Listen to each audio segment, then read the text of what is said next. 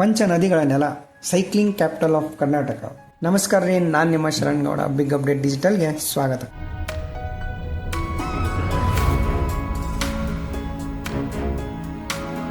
ಇಂದು ನಾನು ನಿಮ್ಮ ಕರ್ನಾಟಕದ ಸೈಕ್ಲಿಂಗ್ ಕ್ಯಾಪಿಟಲ್ ಬಿಜಾಪುರದ ಕಥೆಯನ್ನು ತಿಳಿಸುವ ಪ್ರಯತ್ನ ಮಾಡ್ತೀನಿ. ಈ ಒಂದು ಜಿಲ್ಲೆಯಲ್ಲಿ ವಿಜಯಪುರ, ಬಸವನ ಬಾಗೇವಾಡಿ, ಸಿಂದಗಿ, ಇಂಡಿ, ಮುದ್ದೇಬಿಹಾಳ್, ನಿಡಗುಂದಿ, ತಾಳಿಕೋಟೆ, ಬಬಲೇಶ್ವರ, ತಿಕೋಟ, ಚಡಚನ, ದೇವರ ಇಪ್ಪರಗಿ, ಕೋಲಾರ, ಅಲಮೇಲ ಅನ್ನುವ ಒಟ್ಟು 13 ತಾಲೂಕುಗಳಿವೆ.